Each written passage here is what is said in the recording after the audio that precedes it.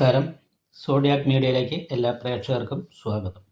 2026 March മാസത്തെ തിരുവോണം നക്ഷത്രക്കാരുടെ നക്ഷത്രഫലമൊന്ന് പരിശോധിച്ച് നോക്കാം.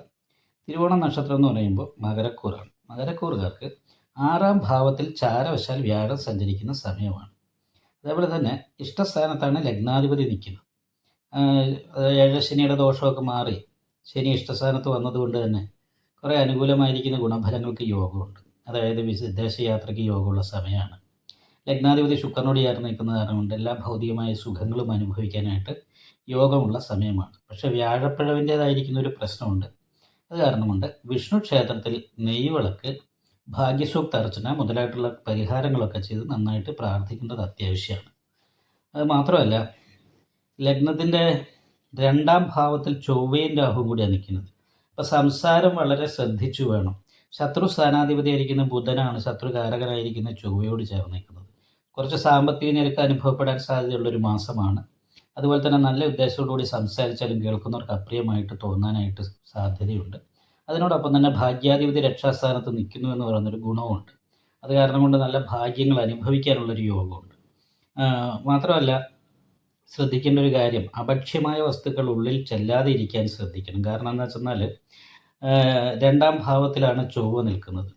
ചൊവ്വ ഭാതകാധിപതിയായിരിക്കുന്ന ചൊവ്വ 2ാം ഭാവത്തിൽ രാഹുവിനോട് യോഗം ചെയ്ത് നിൽക്കുമ്പോൾ ഭക്ഷണത്തിൽ അശുദ്ധി വരാനും വിഷാംശം കലർന്ന ഭക്ഷണമൊക്കെ ഉള്ളിൽ ചെല്ലാനും അതുകൊണ്ട് ഉദരസംബന്ധമായിട്ടുള്ള രോഗം, നടുവേദന പോലെയുള്ള രോഗാവസ്ഥ കാര്യങ്ങൾ ഉണ്ടാകാനും സാധ്യതയുള്ളതുകൊണ്ട് ശ്രദ്ധിക്കണം. മറ്റുള്ളവരോട് സംസാരിക്കുമ്പോൾ വളരെ സൂക്ഷിച്ച് തന്നെ സംസാരിക്കാനായിട്ട് ശ്രദ്ധിക്കണം. നല്ല ഉദ്ദേശത്തോടുകൂടി സംസാരിച്ചാലും ചില സമയത്ത് നമുക്കത് ദോഷമായിട്ട് വരും. ചില സമയത്ത് സംസാരം കൊണ്ട് ഭാഗ്യമുണ്ടാകാനുള്ള യോഗവും ഉള്ള ഒരു സമയമാണ്. പ്രത്യേകിച്ചും വ്യാഴം 6ാം ഭാവത്തിൽ ചാരവശാൽ നിൽക്കുമ്പോൾ ശത്രുദോഷം കൊണ്ടുള്ള പ്രശ്നങ്ങൾ അത്ര വലിയ കാര്യമായിട്ട് ബാധിക്കാനുള്ള സാധ്യതയില്ല. കാരണം ഭാഗ്യാധിപതി രക്ഷാസ്ഥാനത്തുണ്ട്. പക്ഷേ എങ്കിലും ലഗ്നാധിപതി സൂര്യനോട് ചേർന്നിട്ടാണ് 15ാം തീയതിക്ക് ശേഷം മീനൻ രാശിയിൽ നിൽക്കുന്നത്.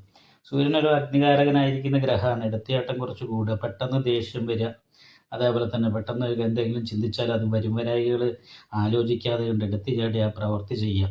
അങ്ങനെയുള്ള കാര്യങ്ങൾ വരുമ്പോൾ നമുക്ക് ശ്രദ്ധക്കുറവിൻ്റേതായിരിക്കുന്ന ഒരു പ്രശ്നം കൊണ്ട്, നമ്മളുടേതായിരിക്കുന്ന ദേഷ്യ എടുത്തിയാട്ടം പോലെയുള്ള പ്രശ്നങ്ങൾ കൊണ്ട് സഹായികളായിരിക്കുന്ന വ്യക്തികൾ അകന്നു പോകാൻ ഇടവരാൻ സാധ്യതയുണ്ട്.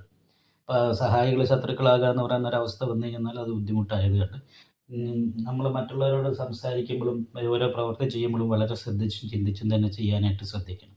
ഉച്ചബലവാനായിട്ടാണ് കർമാധിപതി നിൽക്കുന്നത്. അപ്പോൾ തൊഴിൽ നല്ല ഉയർച്ച, അഭിവൃദ്ധി ഉണ്ടാകാനായിട്ട് യോഗം നിൽക്കുന്നുണ്ട്. വ്യാഴപ്രസാദം കൂടി വന്നാൽ, ദൈവാധീനം കൂടി വന്നാൽ തീർച്ചയായിട്ടും നല്ല രീതിയിലുള്ള അനുകൂലമായിരിക്കുന്ന ഗുണഫലങ്ങൾ അനുഭവിക്കാനായിട്ട് തിരുവോണം നക്ഷത്രക്കാർക്ക് സാധിക്കും. അതേപോലെ തൊഴിലില്ലാത്തവരെ സംബന്ധിച്ച് തൊഴിൽ കിട്ടും. ഗവൺമെൻറ് ജോലിക്ക് കാത്തിരിക്കുന്നവർക്ക് ഗവൺമെൻറ് ജോലിക്ക് യോഗമുള്ള ഒരു സമയമാണ്. വിദേശത്ത് പോകണമെന്ന് ആഗ്രഹിക്കുന്നവർക്ക് വിദേശത്ത് പോകാനായിട്ട് സാധിക്കുന്ന സമയമാണ്.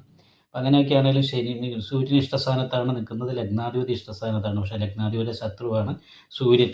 അപ്പോൾ അത് കാരണം കൊണ്ട് ശിവക്ഷേത്രത്തിൽ യഥാശക്തി വഴിപാട് ചെയ്തിട്ട് നല്ല രീതിയിൽ പ്രാർത്ഥിച്ചാൽ നല്ല ഗുണം അനുഭവിക്കാൻ ഈ മാസത്തിൽ സാധിക്കും. യോഗം നിങ്ങൾക്ക് ഈ വീഡിയോ ഇഷ്ടപ്പെട്ടാൽ ലൈക്ക് ചെയ്യുക, നിങ്ങളുടെ അഭിപ്രായങ്ങൾ കമൻറ്റ് ചെയ്യാം. ജ്യോതിഷവുമായി ബന്ധപ്പെട്ട കൂടുതൽ കാര്യങ്ങൾ അറിയാൻ ഈ ചാനൽ സബ്സ്ക്രൈബ് ചെയ്യുക. ഞങ്ങളുടെ ഓൺലൈൻ കൺസൾട്ടൻസി നമ്പർ താഴെ ഡിസ്ക്രിപ്ഷൻ ബോക്സിൽ കൊടുത്തിട്ടുണ്ട്. ആവശ്യമുള്ളവർക്ക് കോൺടാക്റ്റ് ചെയ്യാവുന്നതാണ്.